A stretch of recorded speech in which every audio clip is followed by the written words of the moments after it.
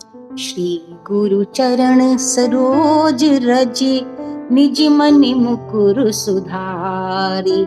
बरनउँ रघुबर विमल जशो जो दायक फल चारि। बुद्धिहीन तनु जानिके सुन जो पवन कुमार। बल बुद्धि विद्या देहु मोहि हरहु कलेश विकार।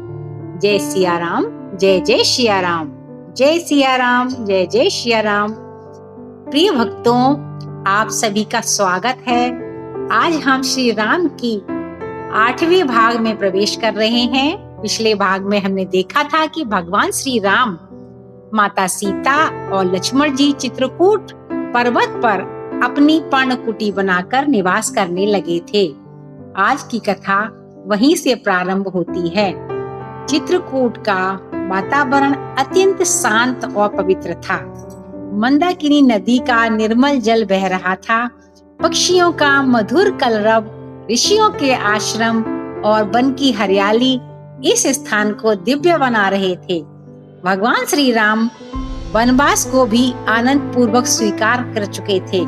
वे प्रतिदिन ऋषि मुनियों के दर्शन करने जाते, धर्म की रक्षा करते और माता सीता तथा लक्ष्मण के साथ सरल जीवन व्यतीत करते थे। उधर अयोध्या में महाराज दशरथ का हृदय श्री राम के वियोग को सहन नहीं कर पा रहा था। दिन रात उन्हें केवल अपने प्रिय पुत्र श्री राम का ही स्मरण रहता। वे बार बार पुकारते, हे राम, हे राम, हे राम। उन्हें अपने जीवन की वह पुरानी घटना याद आने लगी जब युवावस्था में उन्होंने भूलकर श्रवण कुमार को बाण मार दिया था। उस समय श्रवण कुमार के माता पिता ने शोक में डूबकर उन्हें श्राप दिया था कि जिस प्रकार हम पुत्र वियोग का दुख सह रहे हैं, उसी प्रकार तुम भी मृत्यु पुत्र वियोग में ही होगी। समय का चक्र घूम चुका था, वही श्राप आज सत्य हो रहा था। महाराज दशरथ ने अंतिम बार श्री राम का नाम लिया और भगवान का स्मरण करते हुए अपने प्राणों को त्याग दिया। संपूर्ण अयोध्या शोक में डूब गई। महलों में सन्नाटा छा गया। महारानियां विलाप करने लगी, नगर की जनता रोने लगी। उसी समय भरत और शत्रुघ्न अपने ननिहाल कैकेय देश में थे। उन्हें इस घटना का कोई समाचार नहीं था। राजगुरु महर्षि वशिष्ठ ने तत्काल दूतों को बुलाया और आदेश दिया कि भरत और शत्रुघ्न को तुरंत अयोध्या बुलाया जाए। परंतु उन्होंने ये भी कहा कि मार्ग में उन्हें राजा की मृत्यु और राम के वनवास का समाचार सुनकर वे व्याकुल हो सकते हैं, इसलिए उनको वह समाचार न दिया जाए। दूत शीघ्र ही कैकेय देश पहुंचे और भरत जी से निवेदन किया कि राजगुरु ने उन्हें तत्काल अयोध्या आने का आदेश दिया है। भरत जी के मन में अनेक प्रश्न उठे। वे बिना विलंब किए शत्रुघ्न के साथ अयोध्या के लिए रवाना हो गए। जब वे अयोध्या पहुंचे तो नगर का स्वरूप देखकर आश्चर्यचकित रह गए।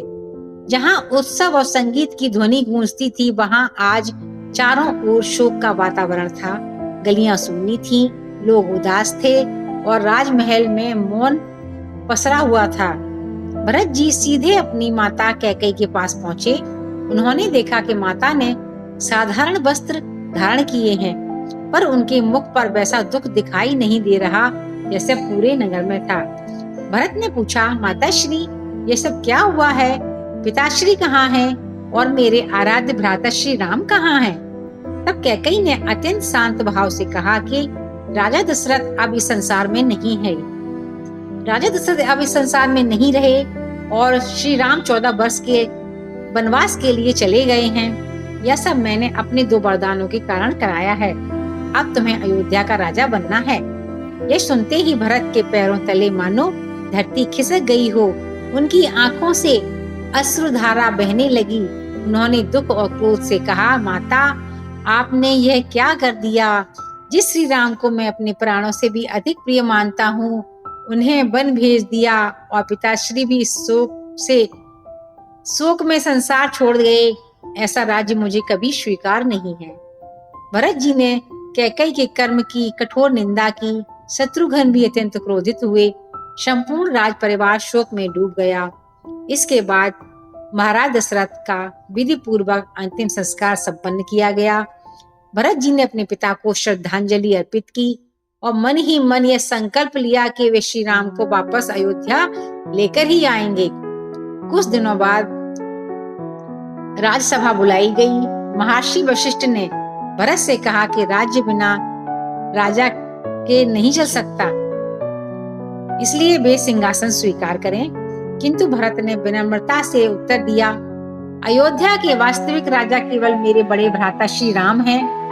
मैं उनके रहते कभी राज सिंहासन पर नहीं बैठ सकता। सभा में उपस्थित सभी मंत्री, गुर्जन, प्रजा भरत की धर्मनिष्ठा देखकर भाव विभोर हो उठे। तत्पश्चात भरत ने निश्चय किया कि वे स्वयं चित्रकूट जाकर श्री राम को वापस अयोध्या लाएंगे। भरत के साथ गुरु वशिष्ठ, तीनों माताएं, शत्रुघ्न, मंत्रीगण, ऋषि मुनि और अयोध्या की विशाल प्रजा भी चल पड़ी। यह कोई साधारण यात्रा नहीं थी, बल्कि अपने प्रिय प्रभु को वापस लाने का प्रेम पूर्ण अभियान था। उधर चित्रकूट में एक दिन लक्ष्मण जी ने दूर आकाश में उड़ती हुई धूल देखी। उन्हें लगा कि कोई विशाल सेना उनकी ओर आ रही है। उन्होंने श्री राम से कहा, भैया, ऐसा प्रतीत होता है कि भरत सेना लेकर आ रहे हैं। कहीं वे राज्य और युद्ध करने के लिए तो नहीं आ रहे हैं। भगवान श्री राम मुस्कुराए और बोले, लक्ष्मण, ऐसा कभी मत सोचो। भरत धर्म और प्रेम की मूर्ति हैं। संसार में उनसे श्रेष्ठ भाई मिलना कठिन है। वे कभी अधर्म का मार्ग नहीं अपनाएंगे। थोड़ी देर में भरत जी चित्रकूट पहुंचे। जैसे ही उनकी दृष्टि श्री राम पर पड़ी, वे दौड़कर उनके चरणों में गिर पड़े और फूट फूट कर रोने लगे। श्री राम ने प्रेम पूर्वक भरत को उठाकर अपने हृदय से लगा लिया। वर्षों का प्रेम आंसुओं के रूप में बह निकला। वहां उपस्थित सभी लोगों की आंखें नम हो गईं। यहीं से प्रारंभ होता है रामायण का एक अत्यंत मार्मिक प्रसंग, भरत मिलन। भरत और श्री राम के बीच धर्म, प्रेम और त्याग का अद्भुत संवाद। इसी भावपूर्ण प्रसंग को हम अगले भाव में विस्तार से सुनेंगे, जहां भरत जी श्री राम से अयोध्या लौटने की विनती करेंगे और भगवान श्री राम अपनी पावन चरण पादुकाएं भरत जी को सौंपेंगे। मित्रों, अब आप समापन सुनिए। मंगल भवन अमंगल हारी, द्रवहु दशरथ अजरि बिहारी। दीन दयाल विरधु संभारी, हरहु नाथ मम संकट भारी। राम सिया राम जय जय राम। राम सिया राम जय जय राम। बोलिए श्यावर रामचंद्र की जय। पवन सुत हनुमान की जय। उमापति महादेव की जय। हमारे सनातन धर्म की जय। जय श्री राम।